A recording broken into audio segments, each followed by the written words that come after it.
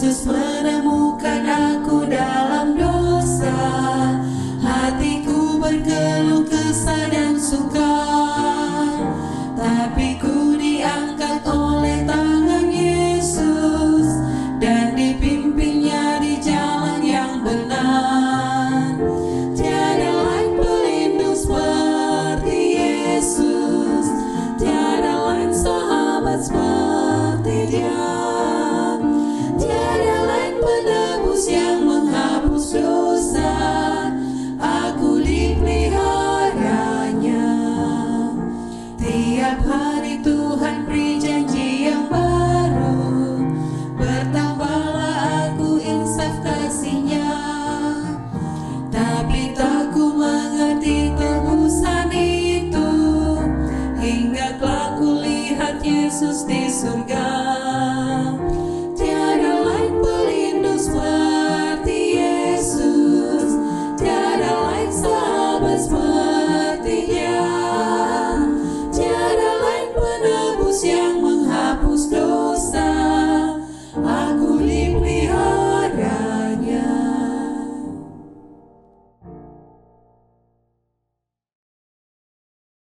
Bapa kami yang ada di dalam kerajaan surga, saat ini kami rindu untuk mempelajari firman-Mu. Kiranya Engkau akan menuntun kami sebagai orang tua di dalam mendidik anak-anak kami di dalam jalan dan kebenaran Tuhan. Inilah doa kami di dalam nama Yesus. Amin. Tanggung jawab orang tua adalah tanggung jawab yang suci, tanggung jawab yang besar, tanggung jawab yang mulia. Allah telah memberikan 10 hukum yang patut untuk kita turuti, dan di antara 10 hukum itu, bagian yang pertama adalah kasih kepada Allah, dan bagian kedua kasih kepada manusia. Kepatuhan, ketaatan, hormat kepada orang tua itu sudah diberikan menjadi peraturan atau hukum yang perlu dituruti oleh manusia, yang perlu dituruti oleh anak-anak yang ada di dalam rumah tangga keluarga kita. Satu tanggung jawab yang besar bagi kita sebagai orang tua untuk mendidik anak-anak kita. Dan seringkali di dalam perjalanan kehidupan anak-anak kita, ada saat di mana mereka melakukan kesalahan. Dan ada saat juga ketika mereka barangkali oleh karena tidak ada pengalaman, kurang pengalaman, mereka membuat keputusan-keputusan yang salah atau melakukan tindakan-tindakan yang tidak dikehendaki. Dan ketika mereka melakukan kesalahan atau pelanggaran, ada tanggung jawab yang tetap harus dijalankan oleh orang tua kepada anak-anak kita. Itulah sebabnya kalau kita mempelajari Alkitab, kita dapat melihat bahwa ada rencana Tuhan bagi orang tua untuk tanggung jawab kita mendidik anak-anak kita. Di dalam Ulangan 6 ayat 6 dan 7 berkata, haruslah engkau mengajarkannya berulang-ulang kepada anak-anakmu. Kita mengajar anak-anak kita kebenaran firman Tuhan, dan kita mengajar mereka untuk setia kepada Tuhan, berjalan dalam jalan dan kehendak Tuhan. Lalu kemudian Efesus 6 ayat 4 berkata, dan kamu bapak-bapak, janganlah bangkitkan amarah di dalam hati anak-anakmu, tetapi didiklah mereka di dalam ajaran dan nasihat Tuhan. Itu yang saya katakan tadi, kalau anak-anak kita melakukan hal yang bertentangan dengan apa yang kita ajarkan kepada mereka, atau mereka membuat kesalahan, atau ada kekeliruan sehingga mereka melakukan hal yang tidak berkenan kepada Allah dan juga bagi orang tua, maka kita dalam mendidik mereka harus menjalankan disiplin untuk mereka. Dan dalam menjalankan disiplin ini dikatakan Efesus 6 ayat 4, bahwa janganlah kita melakukan disiplin sampai membangkitkan amarah atau dendam di dalam hati anak-anak kita. Kemudian Amsal 22 ayat 6, kita diminta untuk mendidik orang muda menurut jalan yang patut baginya, maka pada masa tuanya pun ia tidak akan menyimpang dari jalan itu. Jadi inilah tanggung jawab mulia dari orang tua, dan bagaimana ketika anak-anak kita melakukan hal yang tidak sesuai dengan apa yang kita harapkan. Sudah disebutkan tadi, harus ada disiplin.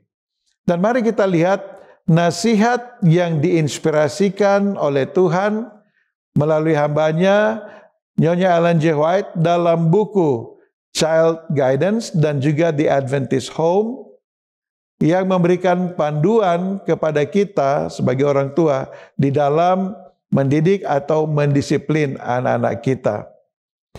Yang pertama, disiplin dilakukan dengan kasih yang konsisten. Artinya kita harus selalu melakukan disiplin di dalam kasih. Dan jangan berubah-ubah. Kadangkala oleh karena kasih, tetapi oleh kali yang lain kita sudah melakukan disiplin oleh karena kita marah dan tidak dapat mengendalikan akan emosi kita. Child Guidance halaman 243 berkata, disiplin sejati adalah gabungan antara kasih dan kekuatan. Jadi ada force di sana, ada upaya yang keras atau teguh dalam mendidik anak-anak kita, tapi harus ada kasih. Orang tua harus mengontrol diri mereka sendiri sebelum mereka dapat mengontrol anak-anak mereka. Disiplin harus dilakukan dengan lembut dan konsisten, bukan dengan emosi yang meledak-ledak. Disiplin anak penting, tetapi kita harus ingat, harus dilakukan dengan kasih dan menjaga emosi kita, dan itu dilakukan secara konsisten. Yang kedua, kita harus menghindari kekerasan fisik atau kata-kata yang kasar. Di Adventist Home halaman 195 berkata, kekerasan tidak pernah menghasilkan kasih atau rasa hormat. Ajarkanlah dengan penuh kelembutan dan anak-anak akan merasakan kasih Kristus dalam disiplin itu. Luar biasa.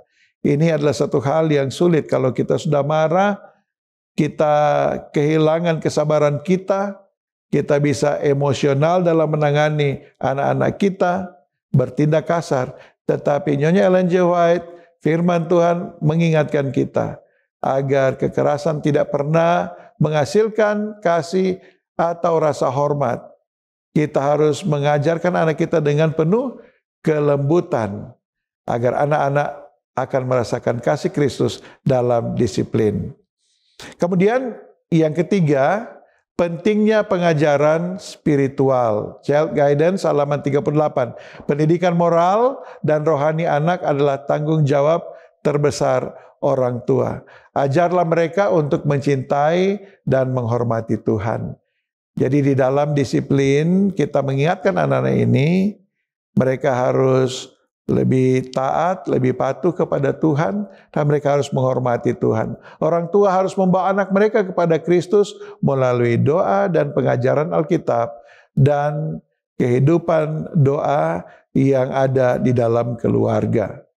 Yang terakhir, disiplin dengan tujuan memulihkan. Jadi alasan kita memberikan disiplin agar ada pemulihan yang terjadi dalam kehidupan anak-anak kita. Dalam buku Education halaman 291 disebutkan, tujuan disiplin adalah pemulihan, bukan penghukuman. Jadi kita ingat, seringkali yang ada di pemikiran kita, kalau kita berbicara tentang disiplin anak-anak kita, itu menyangkut penghukuman. Tetapi tujuan disiplin adalah pemulihan. Ketika anak salah, ajarkan mereka untuk bertanggung jawab. Mereka meminta maaf untuk kesalahan yang mereka buat, dan mereka boleh belajar dari kesalahan tersebut untuk tidak lagi melakukannya, dan mereka perlu untuk melakukan apa yang baik ketika mereka berhadapan dengan situasi yang sama di kemudian hari. Kesimpulan, mendisiplin anak secara alkitabiah, karena itu adalah merupakan tanggung jawab kita. Mendisiplin anak secara alkitabiah berarti mendidik mereka dengan kasih, ada kesabaran, dan pengajaran rohani yang mendalam. Tujuan dari disiplin adalah untuk membentuk karakter Kristus di dalam diri anak, sehingga mereka hidup sesuai dengan kehendak Tuhan. Kiranya panduan ini boleh menjadi berkat bagi Bapak, Ibu, saudara-saudari yang Tuhan telah percayakan dengan anak-anak yang berharga di hadapan Tuhan.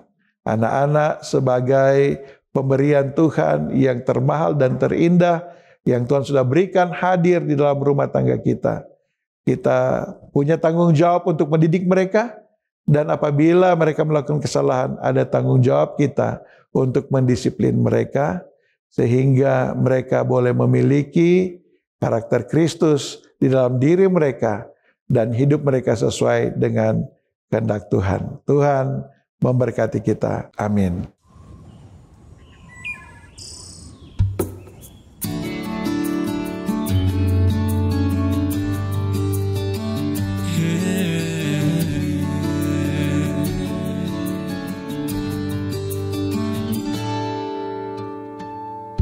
Inilah jamku berdoa, sungguh senanglah rasanya menyembah Allah Bapa-Ku dan nyatakan kehendak-Mu.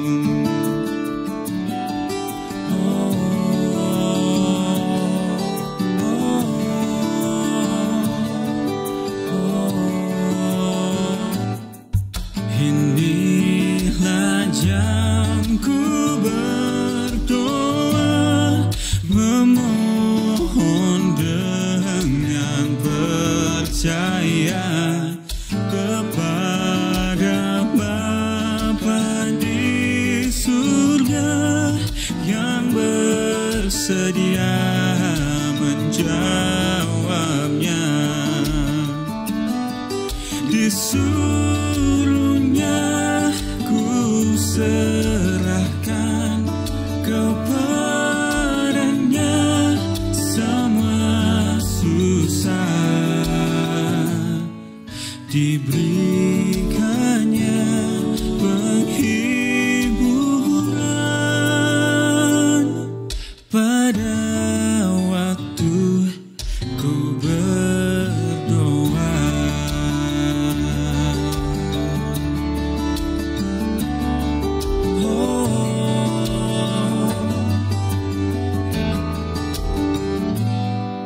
Inilah jamku berdoa untuk mendapat kekuatan sehingga di bukit Pisgah ku pandang ke negeri Tuhan.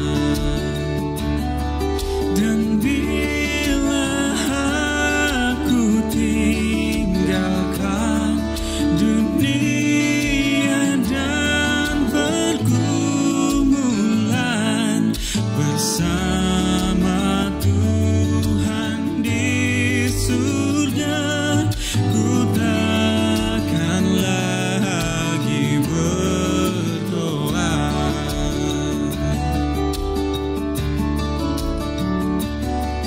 Senanglah selalu jiwaku pada waktu ku berdoa.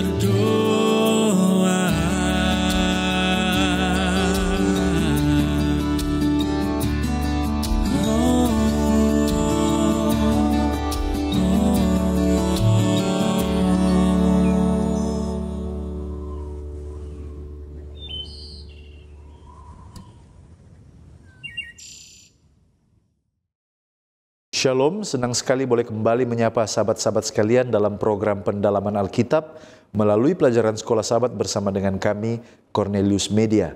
Kami kembali ingin memastikan sahabat-sahabat sekalian untuk telah mempersiapkan diri dengan telah belajar Sekolah Sahabat di tempat kita masing-masing. Saya Pendeta Edward Taliwongso bersama dengan Pendeta Felix Gosal dan Pendeta Widodo Purwanto. Sama-sama kita akan menggali dan melihat pertanyaan-pertanyaan yang muncul dari pelajaran-pelajaran yang ada di pelajaran Sekolah Sahabat kita sehingga kita memperoleh pencerahan. Kita sudah tiba di pelajaran yang kedua dari triwulan yang baru ini dengan tema Kasih Perjanjian. Sebelum kita masuk, mari kita tunduk kepala dan kita berdoa. Bapa Tuhan kami Allah yang Maha Baik, terpujilah Engkau untuk kasih setiamu. Sekarang kami rindu untuk mempelajari tentang kasih perjanjian. Urapi kami dengan kuasa Roh Kudus-Mu. Di dalam nama Yesus Kristus kami sudah berdoa. Amin.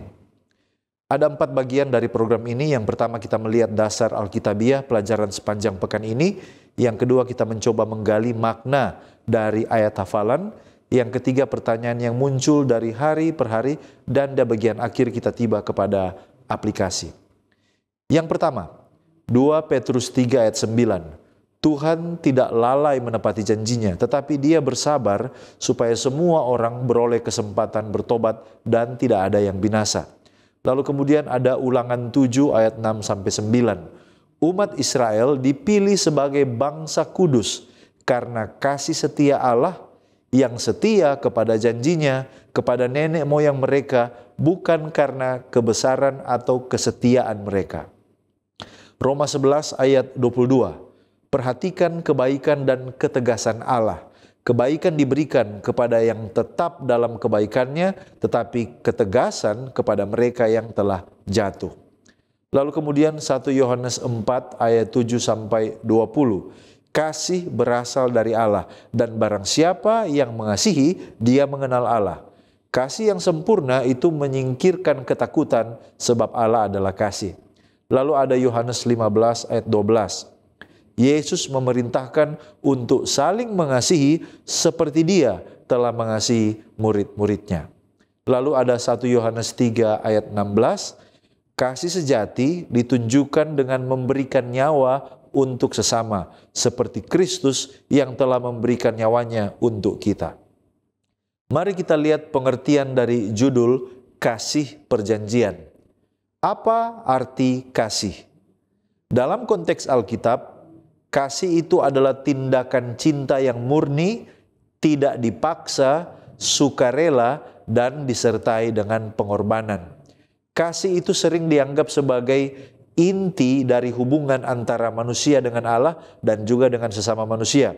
Dalam 1 Yohanes 4 ayat 8, di sana menyatakan bahwa Allah adalah kasih. Jadi kasih adalah esensi dari kealahan itu sendiri. Nah, mari kita lihat dalam konteks pelajaran Sekolah Sahabat ini, sebenarnya ada berapa jenis kasih.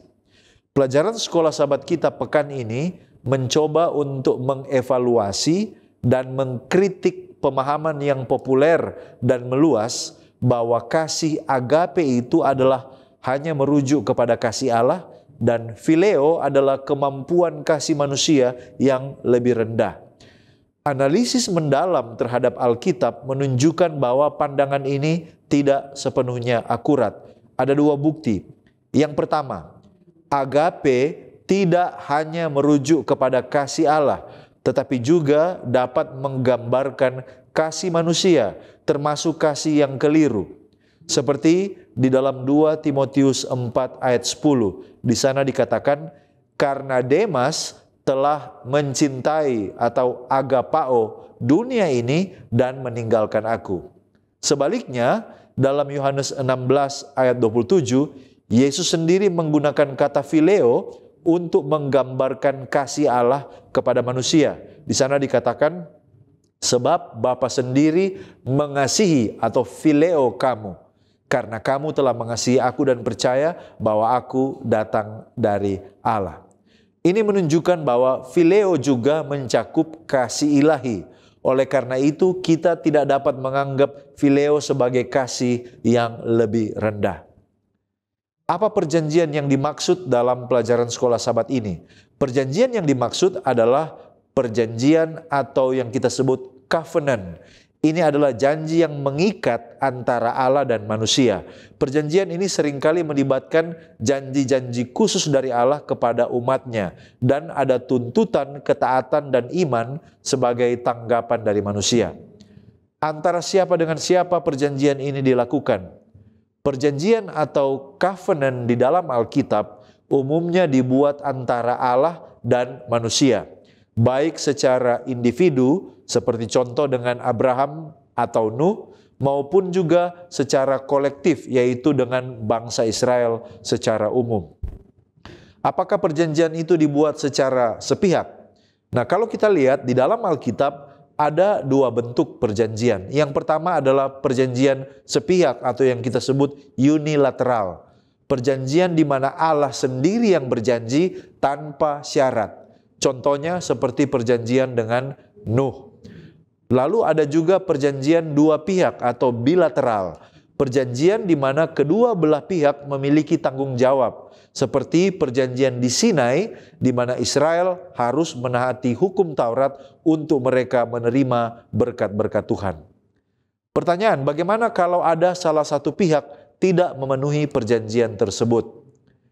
Jika manusia gagal memenuhi perjanjian, konsekuensinya seringkali adalah kutukan atau hukuman, seperti yang kita lihat dalam perjanjian Sinai, Ulangan 28. Tetapi dalam perjanjian baru, Allah menawarkan pengampunan melalui Yesus Kristus, menunjukkan bahwa kasih karunia meskipun manusia gagal menaati. Roma 3 ayat 23 sampai 24. Allah tetap setia pada perjanjiannya, dan Allah tetap setia di dalam covenantal love atau kasih perjanjiannya.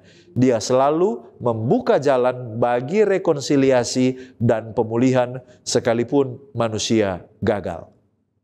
Baik, kita masuk pada ayat hafalan atau ayat inti kita, terdapat di dalam Yohanes pasal 14 ayat 23. Alkitab mengatakan, jawab Yesus, jika seorang mengasihi aku, ia akan menuruti firmanku, dan Bapakku akan mengasihi dia, dan kami akan datang kepadanya, dan diam bersama-sama dengan dia. Baik saudara, apa kisah yang mendahului nats ini dan ditujukan kepada siapa? Baik, Yohanes pasal 14 ayat 23 ini adalah bagian dari percakapan Yesus dengan murid-muridnya di perjamuan terakhir atau Last Supper. Dalam konteks langsung sebelum ayat ini, itu adalah ketika Yudas yang bukan Iskariot bertanya kepada Yesus, mengapa ia hanya akan menyatakan dirinya kepada para murid dan bukan kepada dunia. Yohanes pasal 14 ayat 22. Nah, menurut Seventh Day Adventist Bible Commentary volume 5, di sana dikatakan bahwa ayat ini adalah jawaban Yesus terhadap pertanyaan Yudas tentang bagaimana Yesus akan menyatakan dirinya kepada para murid tetapi tidak kepada dunia. Jawabannya menunjukkan bahwa manifestasi spiritual ini akan datang kepada mereka yang mengasihi dan mentaatinya. Nah, kalau begitu, apa pengertian dari mengasihi Yesus? Dan bagaimana caranya mengasihi Yesus? Nah, saudaraku yang terkasih, di dalam konteks ini, mengasihi Yesus berarti bahwa itu tidak hanya sebatas perasaan emosional, tetapi mengasihi Yesus adalah mengasihi yang diwujudkan melalui ketaatan kepada firman Allah. Nah, lantas bagaimana caranya? Di Sire of Ages halaman 668 mengatakan, bukti dari kasih kita kepada Yesus bukanlah hanya emosi atau pengakuan, tetapi penyerahan kehendak yang sempurna untuk mentaati semua firman-Nya. Mereka yang mengasihi Kristus akan menunjukkannya melalui kepatuhan yang penuh sukacita pada perintah-perintahnya. Lalu, siapa Bapakku yang dimaksudkan di dalam nats ini? Dan bagaimana cara Bapa akan mengasihi mereka yang mengasihi Yesus? Nah saudara, kata Bapakku di dalam ayat ini merujuk kepada Allah Bapa. Nah kalau begitu, bagaimana cara Bapa mengasihi? Paling sedikit ada 6. Yang pertama, melalui perlindungan dan pemeliharaan. Testimonies for the Church volume 4 halaman 357 mengatakan, mereka yang mengasihi dan mentaati Kristus berada di bawah pemeliharaan khusus Bapa. Kemudian yang kedua, bagaimana Allah mengasihi kita? Melalui bimbingan Roh Kudus. Di Sire of Ages halaman 670 mengatakan, Roh Kudus diberikan sebagai penghibur dan pembimbing, mengajar kita segala sesuatu dan mengingatkan kita akan semua yang telah Kristus katakan. Kemudian yang ketiga adalah melalui berkat rohani. Ministry of Healing halaman 481. Bapa secara aktif bekerja mengatur setiap detail kehidupan mereka yang mengasihinya. Yang keempat, kasih Allah melalui transformasi karakter. Christ Object Lesson halaman 97 mengatakan, kasih Bapa bekerja untuk mengubah karakter kita menjadi serupa dengan Kristus. Ini adalah proses pemurnian yang terus-menerus. Kemudian yang kelima, melalui jaminan keselamatan Roma pasal 8 ayat 38 dan 39. Dan yang keenam, melalui jawaban doa. Yohanes pasal 16 ayat 23. Ayat ini dikomentari oleh Seventh-day Adventist Bible Commentary menegaskan bahwa apa yang terjadi di sini atau doa ini, jawaban doa ini adalah salah satu manifestasi kasih Bapa kepada mereka yang mengasihi anaknya. Lantas, bagaimana caranya kami atau dalam hal ini Bapa dan Yesus datang kepada mereka dan diam bersama mereka? Saudaraku, frase kami akan datang dan diam bersama-sama menunjukkan kehadiran spiritual Bapa dan Anak melalui Roh Kudus dalam kehidupan orang percaya. Sehubungan dengan ini, Acts of the Apostle halaman 284 mengatakan, melalui Roh Kudus, Bapa dan Anak akan datang dan menjadikan diri mereka nyata kepada jiwa yang percaya. Kehadiran ilahi ini mengubah hati dan menjadikan tempat kediaman bagi kebenaran surgawi. Nah, sehubungan dengan diam bersama-sama, Seventh-day Adventist Bible Commentary menambahkan istilah diam atau mone dalam bahasa Yunani menunjukkan tempat tinggal yang permanen. Ini menggambarkan hubungan yang intim dan berkelanjutan antara Allah dengan orang percaya, bukan hanya kunjungan sementara. Sekarang kita datang kepada pembahasan dari tema kasih Allah yang abadi. Apa arti abadi dalam konteks pelajaran sekolah Sabat ini? Dan apa pengertian kasih Allah yang abadi itu? Serta bagaimana kita merasakan keabadian tersebut? Judul bahasa Inggris pelajaran hari Minggu adalah The Everlasting Love of God. Kata everlasting ini dalam beberapa kamus bahasa Inggris memiliki beberapa definisi. Yang pertama, lasting forever. Artinya bertahan atau berlangsung selamanya. Kemudian, lasting or enduring through all time. Langgeng atau bertahan sepanjang masa. Lantas, never coming to an end atau eternal. Artinya tidak akan pernah berakhir atau sifatnya kekal. Inilah konsep atau makna abadi dalam konteks pelajaran sekolah Sabat. Dengan demikian, maksud dari kasih Allah yang abadi adalah kasih Allah itu sifatnya kekal selamanya. Kasih Allah tidak pernah habis dan Allah tidak pernah berhenti untuk mengasihi. Konsep ini didasarkan pada Yeremia 31 ayat 3 di mana firman Tuhan katakan, "Aku mengasihi engkau dengan kasih yang kekal, sebab itu aku melanjutkan kasih setiaku kepadamu." Kemudian dalam Mazmur 136 berulang kali menyatakan bahwa kasih setianya, kasih setia Allah untuk selama-lamanya. 1 Yohanes 4 ayat 8 menyatakan dengan jelas bahwa Allah adalah kasih. Seventh-day Adventist Bible Commentary volume 7 halaman 664 bahwa Allah adalah kasih menyiratkan bahwa tidak ada waktu di mana Dia tidak pernah atau tidak akan berada dalam kasih. Sifatnya tidak pernah berubah dan kasih telah menjadi sifat dominannya di masa lalu dan akan terus demikian di masa depan. Nah, kita bisa merasakan keabadian kasih Allah hanya melalui Yesus Kristus. Yohanes 3 ayat 16 katakan, "Karena begitu besar kasih Allah akan dunia ini, sehingga Ia telah mengaruniakan anaknya yang tunggal supaya setiap orang yang percaya kepadanya tidak binasa melainkan beroleh hidup yang kekal." Pena inspirasi Christ Triumphant halaman 7 menyatakan bahwa sejarah pertikaian besar antara yang baik dan yang jahat sejak pertama kali dimulai di sorga hingga penumpasan, pemberontakan, dan penghapusan dosa secara total juga merupakan demonstrasi kasih Allah yang tidak pernah berubah. Dalam pertikaian besar ini, kasih Allah yang kekal itu dinyatakan melalui Kristus, Sang Pemenang. Melalui hubungan pribadi dalam iman kepadanya lah, kita dapat merasakan dan membuktikan kekekalan kasih Allah itu. Sebagai hasilnya, kita akan memantulkan kasih itu kepada orang lain di dalam kehidupan kita.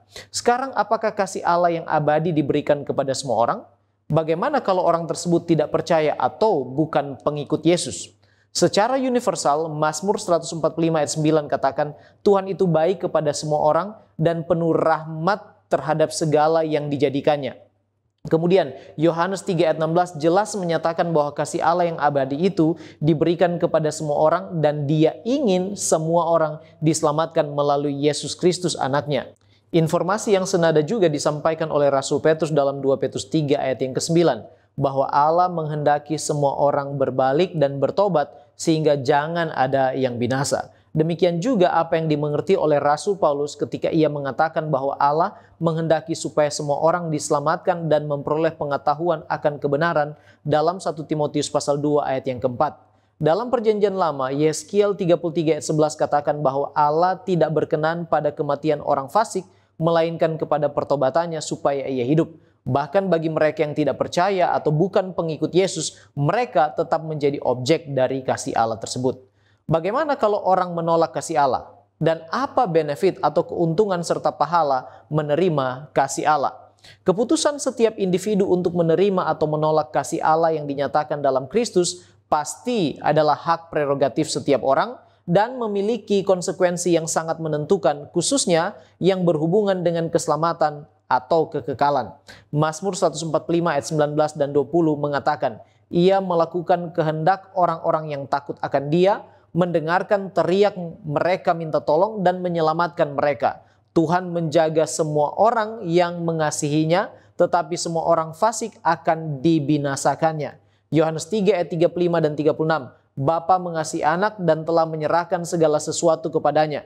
Barang siapa percaya kepada anak, ia beroleh hidup yang kekal, tetapi barang siapa tidak taat kepada anak, ia tidak akan melihat hidup, melainkan murka Allah tetap ada di atasnya. Inilah benefit, keuntungan, dan juga timbal balik atau apa yang menjadi konsekuensi bagi mereka yang menolak kasih Allah. Baik, terima kasih pendeta. Sekarang kita akan melihat pengertian atau maksud dari kasih perjanjian, lalu kemudian kita mencoba memahami kata chesed di dalam konteks pelajaran sekolah sahabat kita ini. Kasih perjanjian adalah hubungan khusus antara Allah dan umatnya yang didasarkan pada kasih setia dan komitmen timbal balik. Ini menggambarkan bagaimana Allah berkomitmen untuk mengasihi, untuk melindungi dan memberkati umat perjanjiannya. Dan bagaimana umat ini dipanggil untuk merespon dengan kesetiaan, dengan ketaatan, dan dengan kasih kepada Allah. Kasih perjanjian ini melibatkan tidak hanya kasih Allah yang setia, tetapi juga dengan harapan bahwa umatnya akan membalas kasih itu dengan mengasihi Dia dan sesama. Sekarang mari kita lihat maksud dari chesed. Chesed adalah kata Ibrani yang seringkali diterjemahkan kasih setia atau belas kasihan. Nah, menurut New American Standard Hebrew Dictionary, chesed itu berarti kebaikan atau perbuatan bakti atau ketaatan, kesetiaan, kemurahan, ramah, kemurahan, kemesraan, kasih sayang, lalu kemudian penyayang, kasih setia, lalu kasih yang tidak berubah-ubah. Inilah pengertian dari chesed menurut kamus. Nah, dalam konteks Ulangan 7 ayat 9, chesed menggambarkan kasih Allah yang penuh komitmen, penuh kemurahan hati, dan keterandalan. Chesed menekankan aspek hubungan kasih yang teguh dan setia, yang menuntut balas dari pihak umat. Chesed tidak hanya menyoroti kesetiaan Allah, tetapi juga menekankan harapan bahwa umat akan membalas, atau kita sebut dengan resiprokal, akan setia dalam menjaga perjanjian dengan Allah. Apakah kasih perjanjian itu diberikan dan dibuat dengan umat hanya di zaman perjanjian lama saja? Dan apakah kasih perjanjian itu ada syaratnya? Kalau ada, apa syaratnya itu?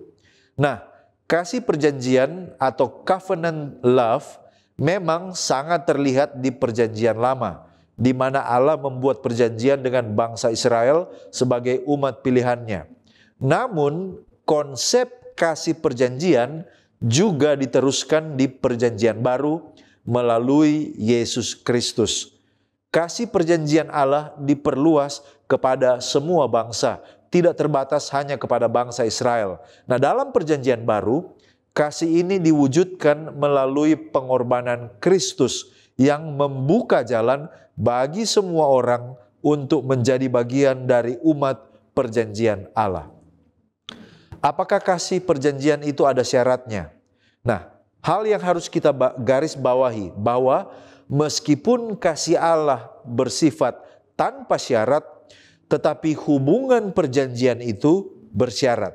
Saya garis bawahi sekali lagi. Meskipun kasih Allah itu tanpa syarat, tetapi untuk menerima manfaat dari hubungan itu, maka ada syarat-syaratnya. Minimal ada 3 hal. Yang pertama, ketaatan.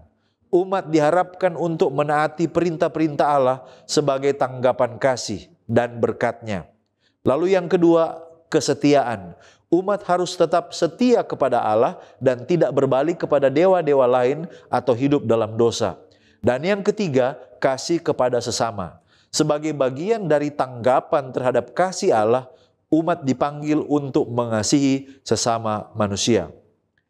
Ellen White menekankan tentang pentingnya ketaatan ini di dalam hubungan kasih perjanjian itu. Kita bisa baca di dalam Fundamental of Christian Education, halaman 125. Di sana dia mengatakan, engkau harus tekun untuk memastikan panggilan dan pemilihanmu. Selidikilah kitab suci dan engkau akan melihat bahwa tidak ada anak laki-laki atau perempuan Adam yang dipilih untuk diselamatkan melalui ketidaktaatan mereka kepada hukum Allah. Dunia membuat hukum Allah tidak berlaku, tetapi orang Kristen dipilih untuk dikuduskan melalui ketaatan kepada kebenaran. Mereka dipilih untuk memikul salib jika mereka mau mengenakan mahkota. Dengan kata lain, ketaatan itu penting di dalam hubungan perjanjian antara umat bersama dengan Allah. Baik, kita datang pada pokok pembahasan selanjutnya, yaitu hubungan bersyarat. Nah, saudara, di dalam konteks pelajaran sekolah Sabat, apakah yang dimaksud dengan hubungan bersyarat? Kemudian, hubungan antara siapa dengan siapa? Apakah hubungan ini dibuat sepihak? Dan apakah syarat dalam hubungan tersebut? Nah, mari kita lihat yang pertama, apa yang dimaksud dengan hubungan bersyarat? Nah, saudara, hubungan bersyarat ini adalah suatu hubungan di mana manfaat atau berkat itu tergantung pada respon manusia terhadap kasih Allah. Nah, Roh Nubuat di dalam buku Step to Christ menegaskan, meskipun Allah selalu mengasihi, berkat-berkat dari hubungan dengannya bergantung pada ketaatan kita kepadanya dan penerimaan kita akan kasih-Nya. Kemudian hubungan ini antara siapa dengan siapa? Hubungan ini dibuat oleh Allah dengan setiap orang, tetapi secara spesifik antara Bapa dengan orang-orang yang mengasihi dan mentaati Kristus. Seventh-day Adventist Bible Commentary menyatakan, ini adalah hubungan personal antara pencipta dan ciptaannya yang dipulihkan melalui Kristus. Kemudian, apakah hubungan ini dibuat sepihak? Jawabannya adalah tidak. Allah berinisiatif memanggil dan mengundang. Kemudian manusia harus merespon dengan kehendak bebas kita. Roh Nubuat di dalam buku The Great Controversy mengatakan Allah tidak pernah memaksa kehendak atau hati nurani, tetapi selalu mengundang mari. Kemudian, apa syarat dalam hubungan ini? Ada beberapa hal. Yang pertama adalah perlu kita menerima kasih Allah. Kemudian yang kedua, mentaati perintah dan mengasihi Allah. Dan yang ketiga, mengasihi sesama. Dan yang keempat, menjadi saluran kasih-Nya. Kemudian, apa manfaat hubungan bersyarat dalam pelajaran sekolah Sabat? Sampai kapan hubungan ini berakhir? Bagaimana jika salah seorang tidak mau atau menolak?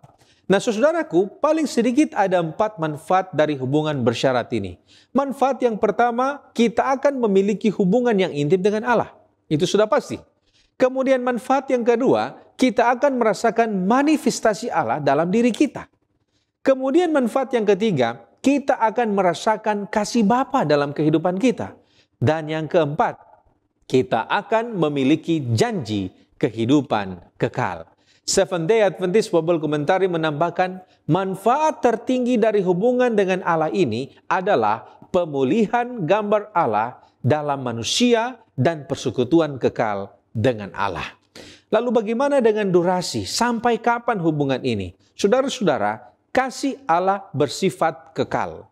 Hubungan dapat berlanjut selama manusia terus merespon kasih Allah. Ellen G. White di dalam Desire of Ages mengatakan, hubungan ini dimaksudkan untuk berlangsung sepanjang kekekalan. Lalu bagaimana jika terjadi penolakan? Saudara, apabila terjadi penolakan, Allah tetap mengasihi. Tetapi manusia yang menolak untuk memutuskan diri dari manfaat hubungan tersebut. Oleh karena itu, Renubuat di dalam Christ Object Lesson menulis, seperti matahari yang terus bersinar, kasih Allah tetap mengalir. Namun jiwa yang berpaling darinya menempatkan diri dalam kegelapan yang dipilihnya sendiri. Seventh-day Adventist Commentary menegaskan, penolakan terhadap kasih Allah tidak mengubah sifat kasihnya yang kekal, tetapi mengubah kondisi penerimaan yang menolak manfaat dari kasih tersebut. Ya, sekarang kita pindah kepada topik kemurahan hilang. Dalam konteks pelajaran sekolah sahabat, apa yang dimaksud dengan kemurahan? Dari mana kemurahan tersebut dan untuk siapa? Mengapa dan bagaimana itu bisa hilang? Kemurahan yang dimaksud dalam konteks pelajaran sekolah sahabat adalah mercy dalam bahasa Inggrisnya. Mercy didefinisikan sebagai kebaikan, belas kasihan, kesabaran, atau pengampunan yang ditunjukkan kepada seseorang yang melanggar yang sebenarnya layak menerima penghukuman. Itulah sebabnya yang diangkat dalam pelajaran sekolah sahabat adalah perumpamaan tentang pengampunan dalam Matius 18 ayat 23 sampai 35. Christ Object Lessons halaman 244 menjelaskan bahwa pengampunan yang diberikan oleh raja di sini dalam perumpamaan tersebut melambangkan pengampunan ilahi atas segala dosa. Kristus diwakili oleh sang raja yang tergerak oleh belas kasihan mengampuni hutang hambanya. Manusia berada di bawah kutukan hukum Taurat yang telah dilanggar. Dia tidak dapat menyelamatkan dirinya sendiri dan untuk alasan inilah Kristus datang ke dunia ini mengenakan keilahiannya dengan kemanusiaan dan memberikan nyawanya, dia yang benar untuk yang tidak benar. Dia memberikan dirinya untuk dosa-dosa kita dan kepada setiap jiwa dia dengan bebas menawarkan pengampunan yang telah dibeli dengan darahnya. Mika 7 ayat 18 mengatakan, siapakah Allah seperti engkau yang mengampuni dosa dan yang memaafkan pelanggaran dari sisa-sisa miliknya sendiri, yang tidak bertahan dalam murkanya untuk seterusnya, melainkan berkenan kepada kasih setia. Bagian terakhir dalam New International Version Alkitab ialah but delight to show mercy, tetapi senang menunjukkan kemurahan. Dalam buku With God at Dawn halaman 48, Nyonya White katakan, kasih Allah kepada umat manusia yang telah jatuh ke dalam dosa adalah sebuah perwujudan kasih yang sangat istimewa, sebuah kasih yang lahir dari kemurahan. Karena manusia semuanya tidak layak. Kemurahan menyiratkan ketidaksempurnaan dari objek yang dituju. Dan karena dosa, kemurahan menjadi aktif. Demikianlah kemurahan itu berasal dari Allah karena kasih-Nya yang besar kepada kita. Namun demikian kita bisa kehilangan kemurahan Allah saat kita menolaknya. Kita yang berdosa menolak pemberian kemurahan Allah. Bagaimana hal itu bisa terjadi menurut konteks pelajaran sekolah sahabat? Saat kita tidak mengampuni atau menyatakan kemurahan kepada orang lain, maka kita bisa kehilangan kasih dan pengampunan dari Allah tersebut. Signs of the Times 21 Mei 1902 katakan bahwa barang siapa yang tidak menunjukkan belas kasihan atau kemurahan kepada sesamanya tidak dapat berharap untuk dilindungi oleh belas kasihan atau kemurahan Allah. Nah, sekarang apa kewajiban kita setelah menerima kemurahan atau kasih tersebut? Dan bagaimana jika kita tidak melakukan kewajiban yang ada? Kita yang telah menerima kasih dan kemurahan Allah wajib untuk menunjukkan kasih dan kemurahan kepada orang lain. Dalam hal ini adalah pengampunan. Pena Inspirasi From the Heart halaman 337 mengatakan, jika kita telah menerima karunia pemberian Allah dan memiliki pengenalan akan Yesus Kristus, kita memiliki pekerjaan yang harus kita lakukan untuk orang lain. Kita harus meniru panjang sabar atau kemurahan Allah terhadap kita. Tuhan menuntut kita untuk memperlakukan para pengikutnya dengan perlakuan yang sama seperti yang kita terima darinya. Kita harus bersabar dan bersikap baik meskipun mereka tidak layak menerimanya. Inilah kewajiban atau tanggung jawab kita. Christ Object Lesson halaman 250 katakan, kita sendiri berhutang segalanya kepada anugerah Allah yang cuma-cuma. Kasih karunia di dalam perjanjian menabiskan pengangkatan kita sebagai anak. Kasih karunia di dalam juru selamat menghasilkan penebusan kita, kelahiran kembali kita, dan pengangkatan kita menjadi ahli waris bersama dengan Kristus. Biarlah kasih karunia ini dinyatakan kepada orang lain. Konsekuensi bila kita tidak melakukannya adalah seperti yang Yesus katakan dalam Matius 6 ayat 14 dan 15. Karena jikalau kamu mengampuni kesalahan orang, Bapamu yang di sorga akan mengampunimu juga. Tetapi jikalau kamu tidak mengampuni orang, Bapamu juga tidak akan mengampuni kesalahanmu. Christ Object Lesson halaman 247 menyatakan bahwa barang siapa menolak untuk mengampuni, membuang harapannya sendiri akan pengampunan. Sekarang, apakah kemurahan yang hilang dapat diberikan kembali? Apa kondisi atau persyaratannya? Kemurahan Allah itu selalu tersedia bagi setiap jiwa yang mau menerimanya. Saya ulangi, kemurahan Allah itu selalu tersedia bagi setiap jiwa yang mau menerimanya. Ratapan 3 ayat 22 dan 23 menyokong konsep ini. Tak berkesudahan kasih setia Tuhan, tak habis-habisnya rahmatnya atau kemurahannya, selalu baru tiap pagi, besar kesetiaanmu. Dari buku yang sama, Christ Object Lessons halaman 251, Pena Inspirasi katakan bahwa mereka yang pernah menerima pengampunan namun tidak berkemurahan kepada orang lain sama saja menolak kasih pengampunan Allah. Kemurahan itu bisa diberikan kembali dengan syarat adanya pertobatan dan roh untuk menunjukkan kasih kemurahan Allah serta pengampunan kepada orang lain. Baik, selanjutnya kita melihat tema engkau telah menerima dengan cuma-cuma, berikan pula dengan cuma-cuma. Pertanyaannya, apa itu yang diberikan dengan cuma-cuma? Yang diberikan dengan cuma-cuma adalah kasih Allah, pengampunan, dan keselamatan melalui Yesus Kristus. Ini diberikan kepada manusia secara cuma-cuma. Ini adalah anugerah Allah yang tidak bisa diperoleh dengan usaha atau jasa kita manusia, tetapi ini diterima dengan iman. Roma 5 ayat 8 menunjukkan bahwa Kristus mati bagi kita ketika kita masih berdosa. Ini menekankan bahwa kasih dan pengampunan itu diberikan tanpa syarat berdasarkan kasih karunia. Siapa yang menerima dengan cuma-cuma dan dalam kondisi apa? Jawabannya adalah semua orang yang percaya kepada Yesus menerima kasih dan pengampunan Allah dengan cuma-cuma. Kondisi penerimaan ini adalah iman kepada Kristus dan pengakuan atas ketidakmampuan manusia untuk membayar hutang dosa.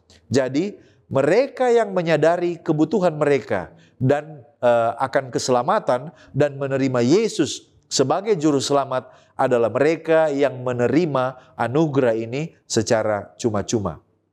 Pertanyaan selanjutnya adalah, mengapa ini harus kembali diberikan dengan cuma-cuma kepada yang lain? Kasih dan pengampunan yang diterima dari Allah harus dipantulkan kepada orang lain, karena kasih Allah yang besar menuntut respon kasih yang serupa.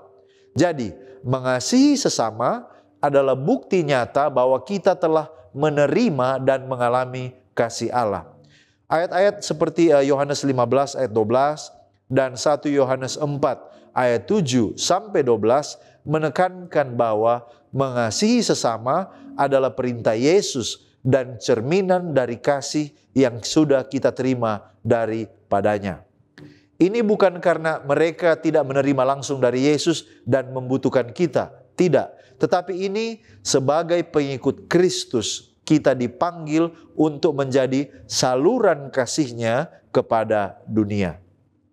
Ellen White mengomentari ide ini dalam The Youth Instructor 18 Agustus 1886 paragraf ke-6, dia katakan, Mereka yang mengidentifikasikan kepentingan mereka sepenuhnya dengan Kristus akan ingin melayani Dia, dan semakin mereka melakukan pekerjaan Kristus untuk memberkati orang lain, semakin Yesus memberikan terang dan kasih-Nya kepada mereka, sehingga mereka dapat mengkomunikasikannya kepada orang lain. Dia katakan, kita harus mengulangi pelajaran-pelajarannya. Kita harus memanifestasikan roh kebaikan, ketabahan, kesabaran, dan kasih-Nya. Anda tidak dapat memberikan kepada orang lain apa yang tidak Anda miliki. Jagalah agar terang dan kasih Allah tetap menyala di dalam hatimu, agar engkau dapat menolong orang lain. Jadi betapa penting kita yang sudah menerima untuk membagikan kepada orang lain. Pertanyaan selanjutnya, mengapa kita dianggap berhutang kepada Bapa dan mengapa kita tidak dapat membayar hutang kita itu? Saudara-saudaraku, kita dianggap berhutang kepada Bapa karena dosa kita yang memisahkan kita dari Allah, dan tidak ada perbuatan baik atau usaha manusia yang bisa menebus dosa tersebut. Hanya pengorbanan Yesus di kayu salib yang bisa membayar hutang dosa kita. Roma 3 ayat 23-24 menegaskan bahwa semua orang telah berdosa dan kehilangan kemuliaan Allah. Namun mereka yang percaya dibenarkan dengan cuma-cuma oleh anugerah-Nya melalui penebusan dalam Kristus Yesus. Mengapa kita dianggap tidak dapat membayar hutang ini? Kita tidak dapat membayar hutang kita karena dosa manusia adalah pelanggaran yang tidak dapat ditebus oleh usaha manusia sendiri. Hanya melalui pengorbanan Yesus yang tanpa dosa, hutang dosa itu dibayar lunas. Lalu pertanyaan selanjutnya, mengapa sepertinya kalau kita lihat kasih Allah itu bersyarat dan tidak tulus? Karena kita diminta untuk mengasihi Dia dan mengasihi orang lain, dan juga diminta untuk menurut perintah-perintahnya. Contohnya Yohanes 14 ayat 21. Mari kita lihat apakah kasih Allah itu bersyarat dan tidak tulus. Kasih Allah pada dasarnya tidak bersyarat, tetapi hubungan perjanjian antara Allah dan manusia melibatkan tanggung jawab untuk mematuhi perintahnya. Itu sebabnya disebut covenant, atau dalam bahasa kita secara modern kita menyebut ini sebagai kontrak. Ada hak dan ada kewajiban.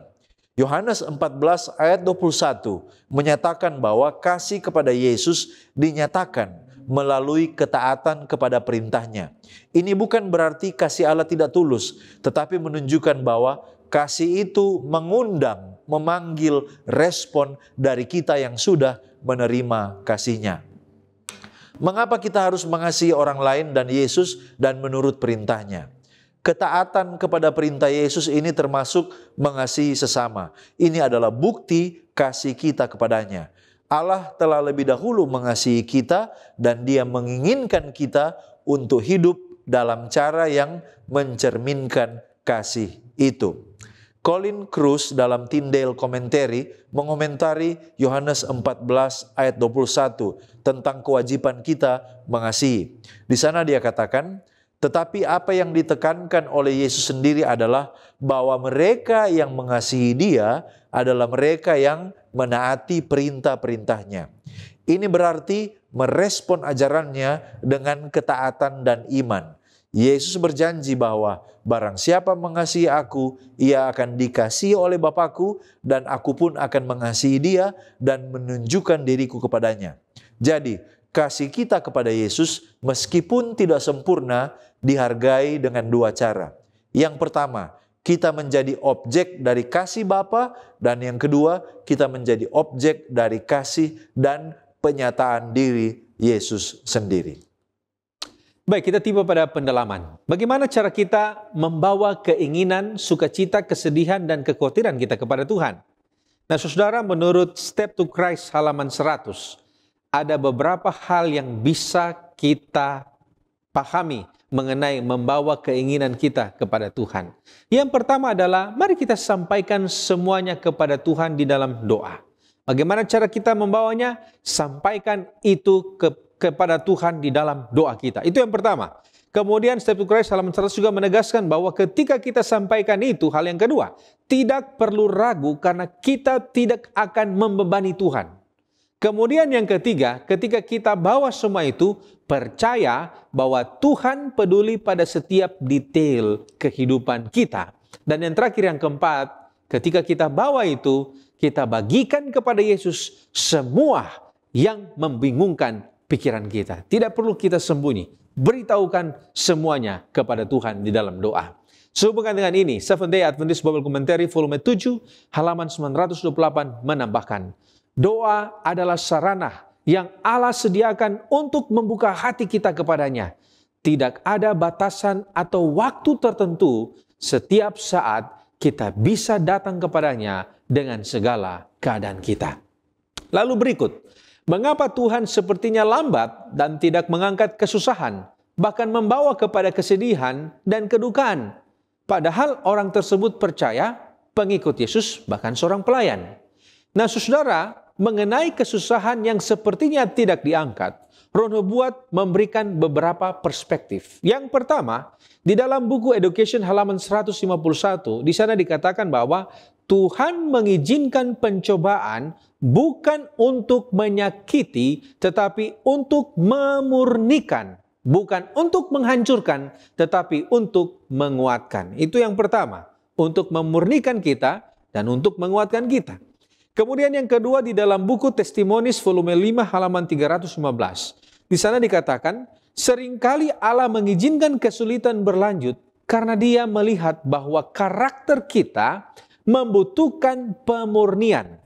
Sukacita yang segera memungkinkan tidak sebaik pertumbuhan rohani yang didapatkan melalui kesabaran dalam penderitaan. Kemudian yang ketiga, di dalam Seventh-day Adventist Bible Commentary volume 4 halaman 1152 mengatakan bahwa penundaan jawaban doa tidak berarti penolakan, tetapi Allah di dalam hikmat-Nya kadang menunda untuk beberapa hal. Yang pertama, menguji iman kita. Yang kedua, mempersiapkan kita untuk menerima berkat yang lebih besar. Yang ketiga, mengembangkan karakter yang lebih kuat. Dan yang keempat, mencapai tujuan yang lebih besar dalam rencananya. Ministry of Healing halaman 473 menulis, setiap pencobaan, setiap kesulitan, setiap kedukaan yang dialami orang percaya adalah bagian dari pendidikan ilahi.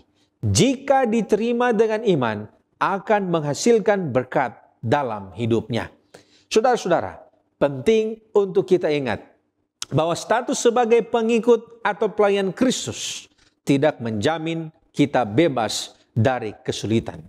Acts of the Apostle halaman 524 menegaskan, para pelayan Tuhan yang paling setia seringkali menghadapi pencobaan dan kesulitan terberat. Ini adalah bagian dari proses pemurnian karakter dan persiapan untuk pelayanan yang lebih besar.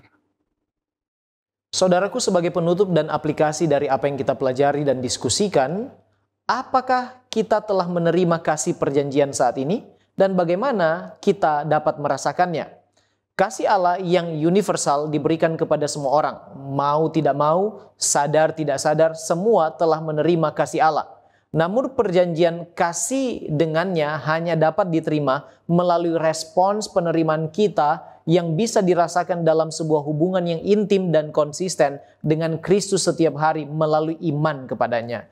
Titus 3 ayat 4-7 mengatakan, tetapi ketika nyata kemurahan Allah, juru selamat kita dan kasih-Nya kepada manusia, pada waktu itu Dia telah menyelamatkan kita bukan karena perbuatan baik yang telah kita lakukan, tetapi karena rahmat-Nya oleh permandian kelahiran kembali dan oleh pembaharuan yang dikerjakan oleh Roh Kudus yang sudah dilimpahkannya kepada kita oleh Yesus Kristus, juru selamat kita, supaya kita sebagai orang yang dibenarkan oleh kasih karunia-Nya berhak menerima hidup yang kekal sesuai dengan pengharapan kita. Nah, sekarang apa tanggung jawab kita saat ini? Bagaimana cara kita saat ini untuk mempertahankan kasih perjanjian dalam kehidupan kita, baik dalam keluarga, masyarakat, maupun di dalam gereja?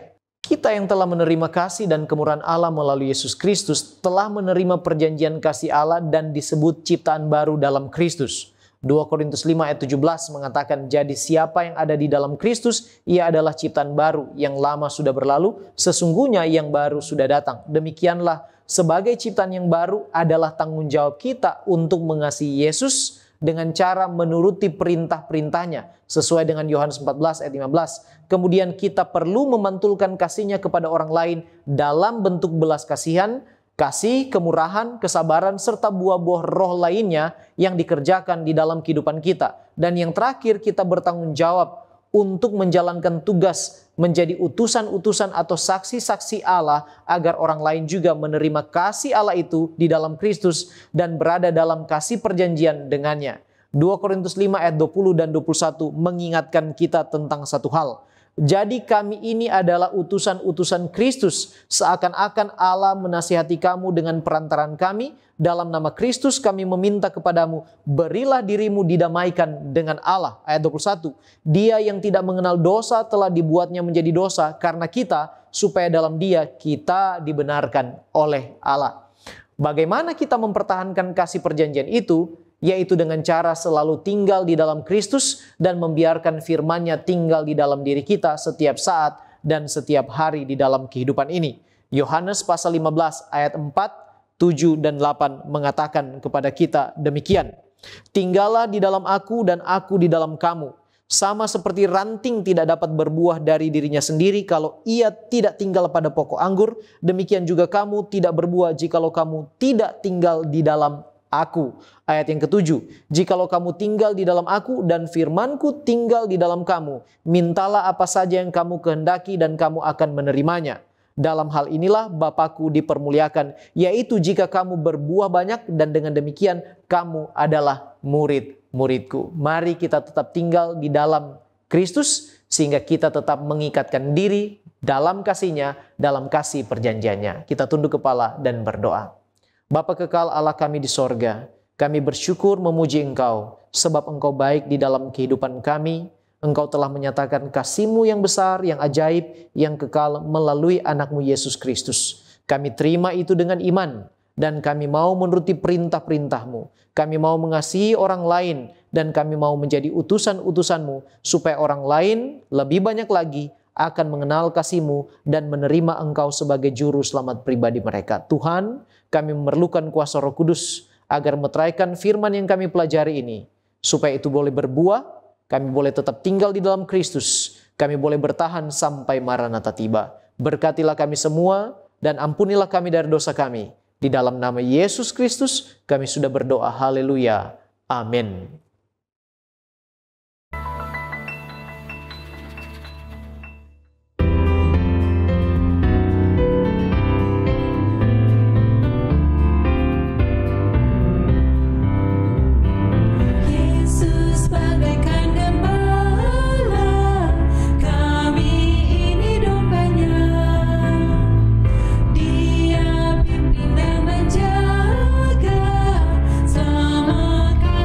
Di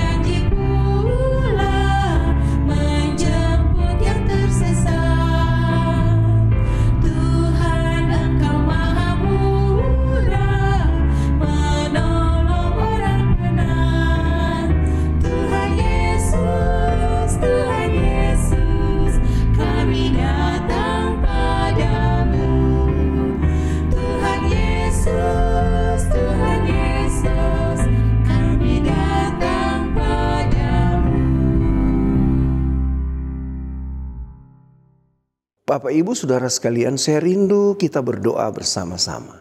Mari kita berdoa. Bapa kekal di dalam kerajaan sorga, yang selalu kami panggil di dalam nama Tuhan Yesus. Kami bersyukur, kami berterima kasih untuk hari Sabat yang indah mulia diberkati ini. Kami boleh menikmati berkat-berkat indah yang Tuhan janjikan. Bapa di sorga, kami datang memuji Engkau, memuliakan Engkau. Namun kami menyadari ya Bapa, kami banyak sekali kekurangan, banyak pelanggaran dan dosa yang telah kami lakukan. Tuhan kiranya mau mengampuni kami, menyempurnakan akan kehidupan kami ya Tuhan. Kami berdoa untuk seluruh sahabat-sahabat rohani yang sedang beribadah bersama dimanapun berada. Kiranya berkat-berkat indah akan selalu jadi bagian kami semua.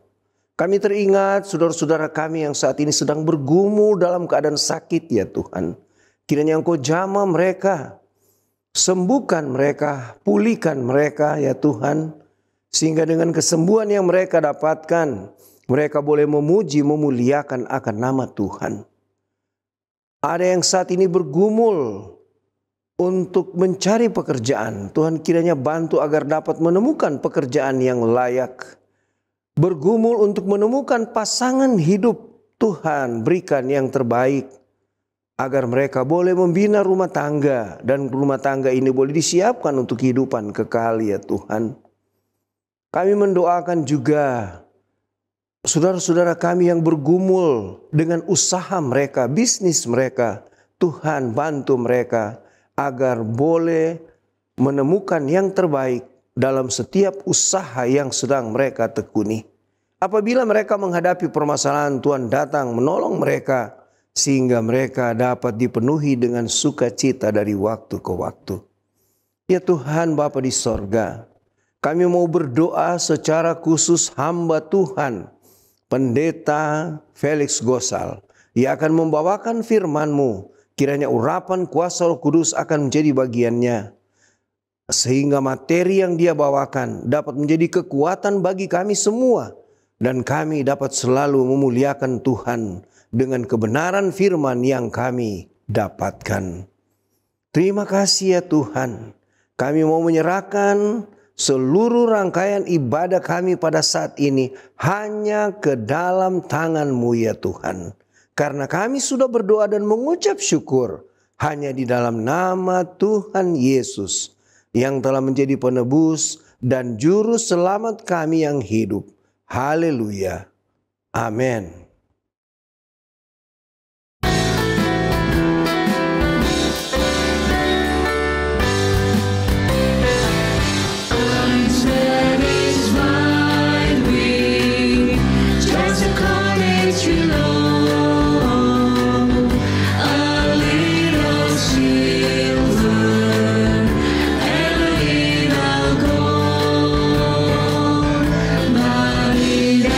Ini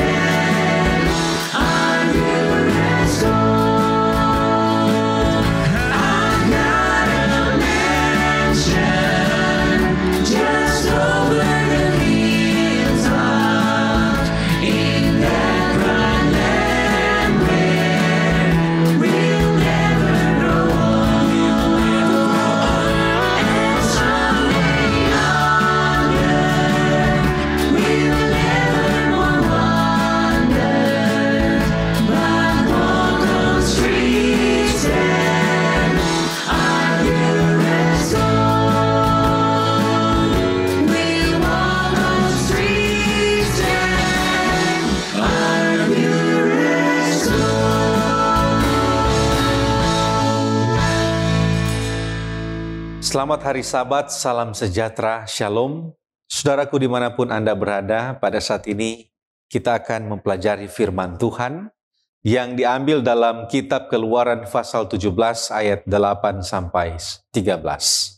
Tetapi sebelum kita akan memulaikan untuk melihat pelajaran-pelajaran apa saja yang ada di dalam cerita ini, mari kita mengundang kuasa Roh Kudus agar dapat memampukan kita untuk memahami apa yang akan kita dengarkan bersama.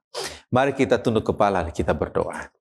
Bapa di surga, terima kasih banyak untuk penyertaan Tuhan. Kami boleh menyelesaikan 6 hari pekerjaan kami, dan pada hari Sabat yang diberkati Tuhan ini, kami rindu untuk dikuatkan iman kami agar bertumbuh di dalam Kristus. Oleh karena itu Tuhan, ketika kami akan membuka lembaran firman Tuhan, belajar daripadanya, Tuhan karuniakan kami hikmat, kuasa Roh Kudus, agar kami dapat memahami firman ini dengan baik. Inilah doa kami Tuhan, di dalam nama Yesus kami berdoa. Amin.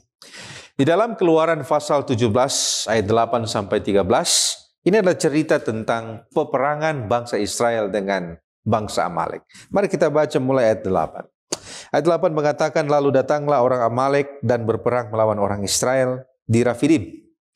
Musa berkata kepada Yosua, pilihlah orang-orang bagi kita, lalu keluarlah berperang melawan orang Amalek. Besok aku akan berdiri di puncak bukit itu dengan memegang tongkat Allah di tanganku. Lalu Yosua melakukan seperti yang dilakukan Musa kepadanya dan berperang melawan orang Amalek. Tetapi Musa, Harun, dan Hur telah naik ke puncak bukit. Dan terjadilah apabila Musa mengangkat tangannya, lebih kuatlah Israel. Tetapi apabila ia menurunkan tangannya, lebih kuatlah Amalek. Maka penatlah tangan Musa, sebab itu mereka mengambil sebuah batu, diletakkanlah di bawahnya supaya duduk di atasnya.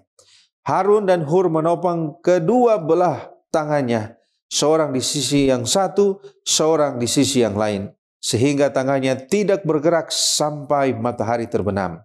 Demikianlah Yosua mengalahkan Amalek dan rakyatnya dengan mata pedang. Saudaraku yang terkasih di dalam Yesus Kristus, kisah yang baru saja kita baca di dalam Keluaran pasal 17 ini merupakan momen yang sangat penting dalam kehidupan bangsa Israel. Ini adalah momen yang penting karena saat ini mereka dihadapkan pada pertemuan pertama mereka dengan tentara musuh. Dan Alkitab mencatat bahwa mereka berhadapan langsung dengan tentara Amalek. Nah, orang Amalek ini adalah suku nomaden yang selalu menjadi duri bagi bangsa Israel. Mereka adalah keturunan Esau dan mereka tinggal di pegunungan Negev, perbatasan Palestina dengan Arab.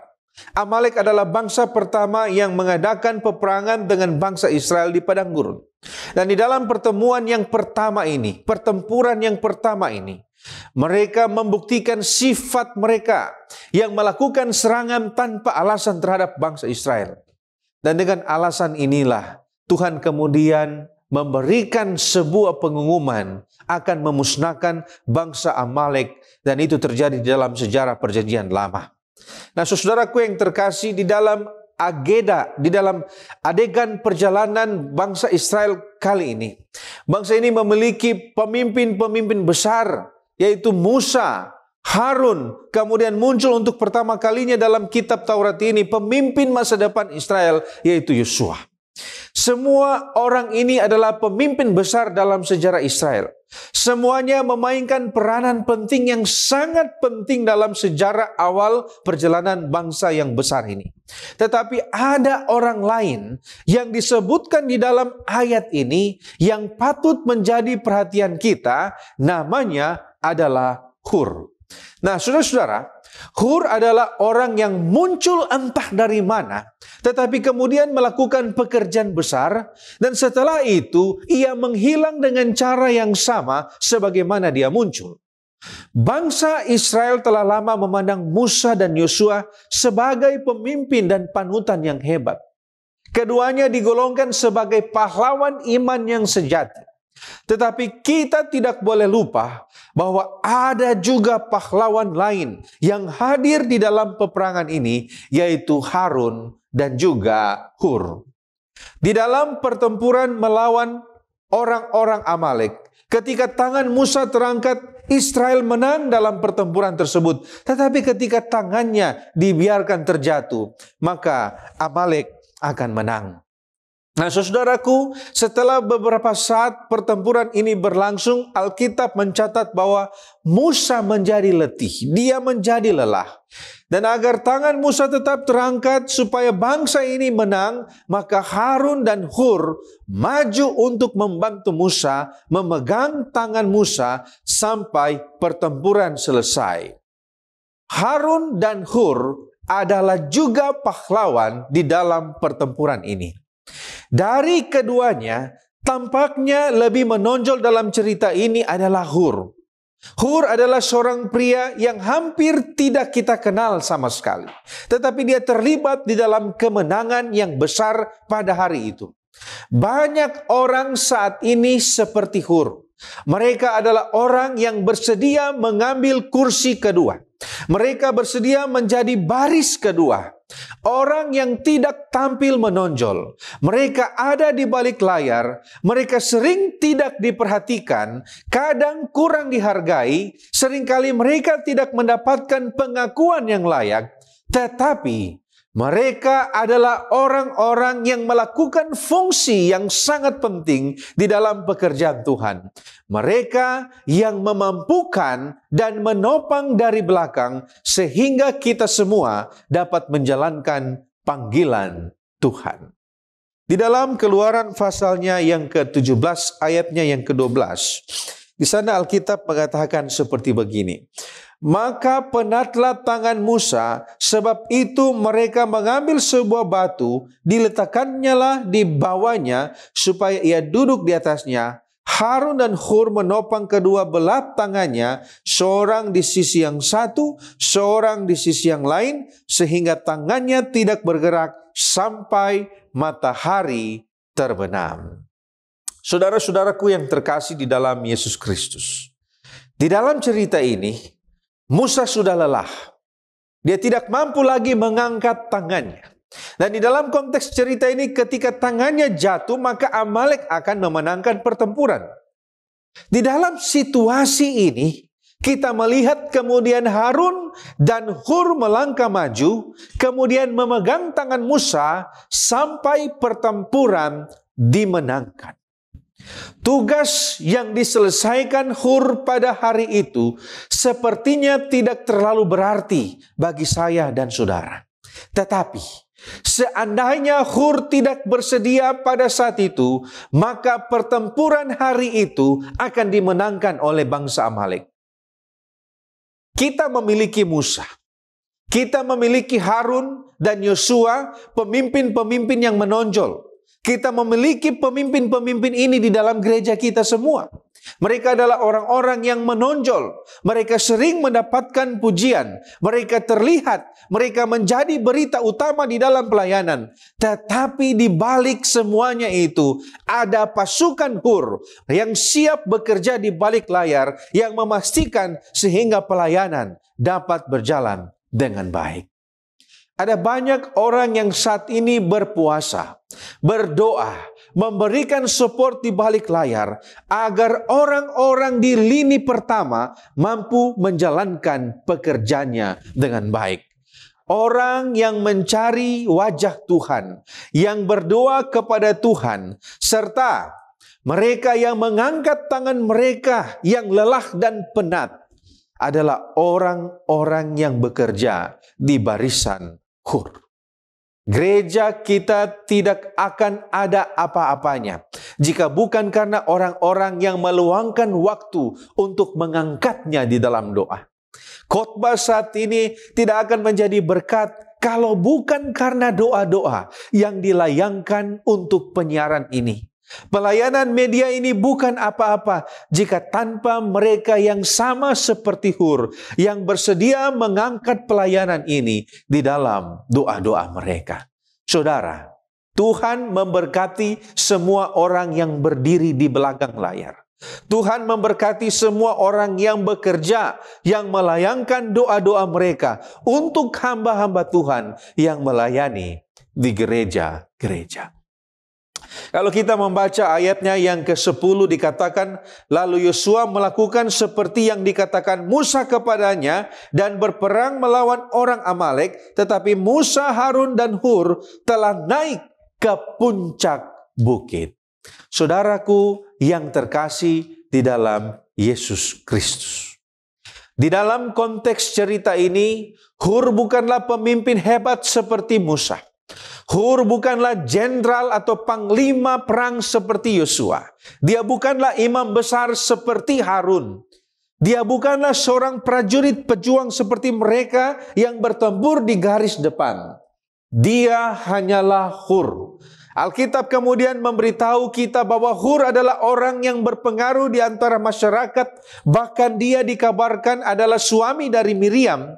Tetapi entah siapa Hur sebenarnya.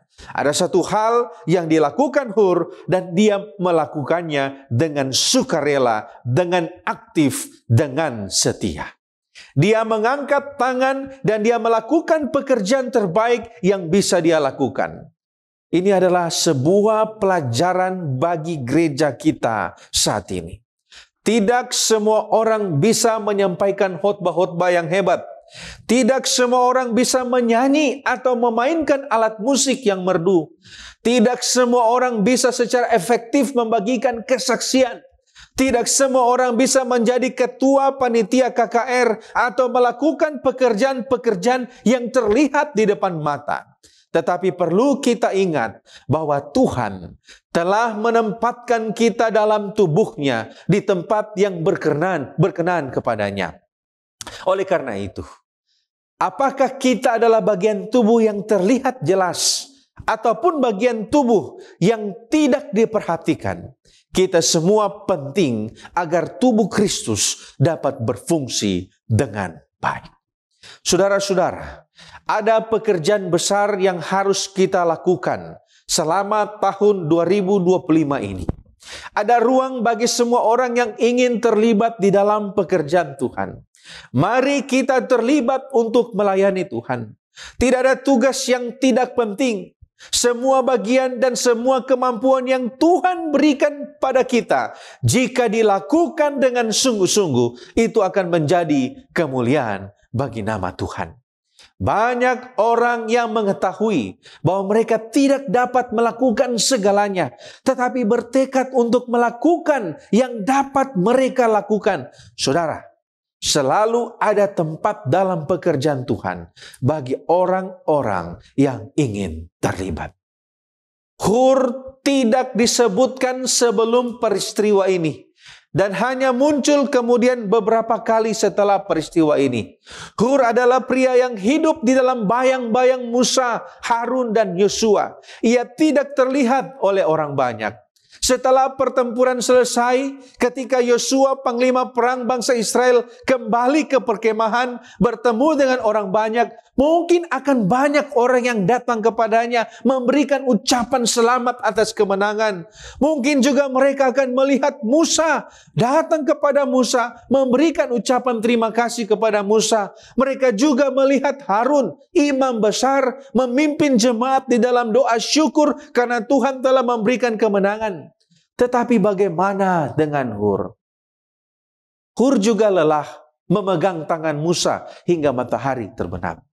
Tetapi apakah ada ucapan terima kasih yang diterima oleh Hur hari itu? Kita tidak tahu. Tetapi apapun yang terjadi hari itu, entah Hur mendapatkan pujian atau tidak, Hur bergembira karena dia tahu dia telah terlibat di dalam peperangan itu dan telah melakukan apa yang bisa dia lakukan. Meskipun mungkin tidak ada seorang pun di dalam perkemahan itu yang memberikan ucapan terima kasih kepada Hur, hari itu Bapa di surga mencatat pengorbanan Hur dan segenap surga tahu pekerjaan yang dilakukan Hur. Ada banyak orang di gereja seperti Hur. Mereka tidak seperti pengkhotbah, tidak seperti penyanyi, tetapi mereka telah melakukan yang terbaik yang bisa mereka lakukan untuk terlibat di dalam pekerjaan Tuhan. Saudara, Memang ada beberapa kerugian ketika Anda menjadi orang seperti Hur. Mungkin tugas Hur adalah tugas yang tidak dihargai. Orang-orang seperti Hur bekerja dan bekerja, tetapi tidak pernah ada orang yang mengatakan terima kasih. Memang sulit untuk tetap bekerja dan tidak ada yang menghargai apa yang Anda lakukan. Tetapi justru saat-saat seperti itulah yang mengungkapkan motif kita yang sebenarnya. Jika kita berhenti melayani Tuhan karena tidak ada orang yang memuji kita, maka kita hanya melakukan demi pengakuan orang, bukan karena Tuhan. Yesus berkata, jika kita seperti orang-orang munafik yang mau mendapatkan pengakuan di depan publik saat melayani Tuhan atau manusia di dalam Matius pasal 6 ayat 4, Yesus berkata, mereka sudah menerima upahnya. Yesus katakan, lakukan dengan setia walaupun itu tidak terlihat, karena Bapamu yang melihat yang tersembunyi akan membalasnya kepadamu. Ungkapan ini muncul 3 kali di dalam Matius 6. Menunjukkan jika hal ini penting. Oleh karena Tuhan melihat motif yang tulus. Tuhan tidak mau melihat orang yang mengumbar-umbar pelayanannya. Tapi Tuhan akan membalaskan kebaikan sekalipun dunia tidak mengakuinya. Orang-orang yang bekerja seperti Hur adalah orang-orang yang bekerja, tetapi orang lain yang mendapatkan pengakuan. Saudara, seorang pendeta berkhotbah di gereja, khotbahnya mungkin bagus, khotbahnya mungkin dilakukan dengan baik, dipersiapkan dengan baik, dia sudah melakukan tugasnya dengan baik di dalam mempersiapkan dan menyampaikan khotbah itu. Tetapi ingat, sementara khotbah itu disampaikan, ataupun sebelum khotbah itu disampaikan, ada orang yang terlibat agar khotbah itu disampaikan dengan baik. Mereka yang bekerja di bagian multimedia, mereka yang bekerja di sound system, mereka yang mendoakan, bahkan kostor yang membersihkan ruangan agar jemaat nyaman mendengarkan khotbah, buletin jemaat yang dicetak dan dibagikan, semua pihak yang terlibat membantu agar acara ibadah berjalan dengan baik. Mereka adalah orang-orang yang bekerja seperti Hur. Saudara-saudara, di akhir ibadah biasanya pengkhotbah yang mendapatkan pujian. Tetapi ada banyak pihak yang terlibat tetapi tidak diperhatikan. Mungkin Anda adalah salah satu dari mereka. Mungkin Anda tidak diberikan pujian saat ibadah sudah selesai. Tetapi apa yang Anda telah berikan adalah kepujian bagi nama Tuhan. Surga menyimpan catatan yang sempurna. Dan pada satu hari nanti, surga akan memberikan imbalan atas kerja keras yang telah saudara berikan. Saudara-saudaraku yang terkasih, mereka yang bekerja seperti Hur mungkin tidak akan mendapatkan pujian di atas dunia ini. Tetapi mereka pasti akan mendapatkan pujian di atas surga. Mereka yang bekerja di garis depan dan mereka yang bekerja di garis belakang adalah sama-sama penting di dalam penilaian surga. Tuhan telah memanggil kita melakukan pelayanan yang kudus dalam kapasitas kita masing-masing. Tuhan tahu di mana kita dibutuhkan dan Dia tahu kita dapat melakukan yang terbaik. Di dalam Keluaran pasal 31 ayat 2, Alkitab memberikan informasi, lihat telah kutunjuk Bezaleel bin Uri bin Hur dari suku Yehuda. Saat Hur menjalani kehidupannya dan melakukan pelayanan kepada Tuhan, orang lain memperhatikan. Beberapa waktu kemudian, ketika Tuhan membutuhkan seorang untuk membangun kemah suci, menyediakan tempat di mana Tuhan dapat bertemu dengan umatnya. Ketika Tuhan memandang jutaan orang Israel, matanya tertuju kepada satu orang. Dia adalah orang yang bernama Bezaleel. Pria ini adalah cucu dari Hur. Bezaleel telah memperhatikan kakeknya melayani Tuhan. Dia memperhatikan saat Hur mengambil kursi belakang sementara yang lain mendapatkan pujian. Dia menyaksikan Tuhan menggunakan Hur untuk kemuliaannya. Dia mungkin ingat suatu malam ketika Hur kembali dari puncak bukit, lelah dan kehabisan tenaga karena memegang lengan Musa. Sementara anggota perkemahan lainnya gembira dengan kemenangan besar yang dilahirkan atau diraih oleh Yosua dan Musa. Tetapi Bezalel memperhatikan fakta bahwa kakeknya lah yang juga turut membantu membawa kemenangan besar itu. Saudara-saudaraku, Anda mungkin tidak memiliki posisi penting di dalam gereja. Anda mungkin berpikir bahwa membersihkan gereja, menyalakan AC, berdoa di bilik bersakat, mengajar di kelas sekolah Sabat adalah tugas yang tidak penting. Tetapi apa yang Anda lakukan dengan setia, orang lain sementara menonton.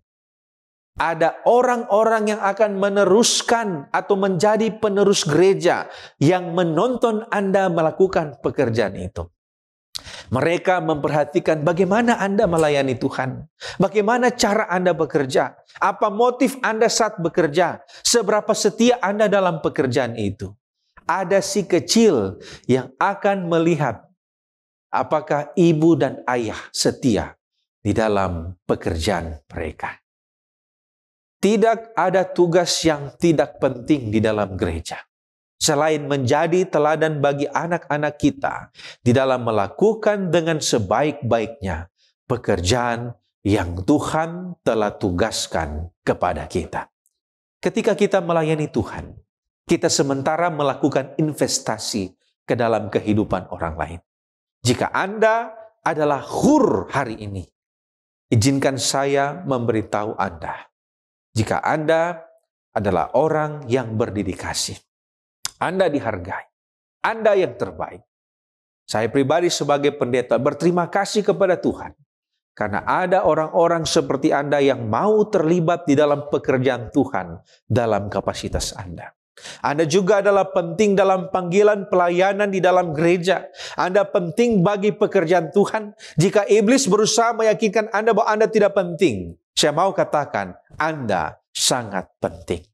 Oleh karena itu, saudaraku yang terkasih, mari kita tetap setia melakukan pekerjaan yang dipercayakan kepada kita. Sampai suatu kali kelak, ketika Tuhan datang, maka upah kekal akan diberikan kepada kita. Dan surga akan berterima kasih dan bersuka cita bersama-sama dengan kita. Kiranya Tuhan memberkati kita. Mari kita berdoa. Bapa kami yang bertata di dalam kerajaan surga, terima kasih atas berkat dan tuntunan yang Tuhan berikan dalam kehidupan kami. Saat kami belajar tentang apa yang telah dilakukan oleh Hur, kiranya Tuhan akan bantu kami, agar supaya kami boleh melakukan pekerjaan dengan kapasitas kami masing-masing. Terima kasih Tuhan, oleh karena panggilan Tuhan, kami dapat melayani Tuhan di mana saja kami berada. Dan biarlah panggilan ini tetap berkobar di dalam hati kami. Kami mau semangat melayani Tuhan di tahun 2025. Membawa kabar keselamatan kepada banyak orang. Dan persiapan kami untuk menyambut kedatangan Yesus yang tidak lama lagi. Inilah doa dan permohonan kami Bapa. Terima kasih. Di dalam nama Yesus kami sudah berdoa. Amin.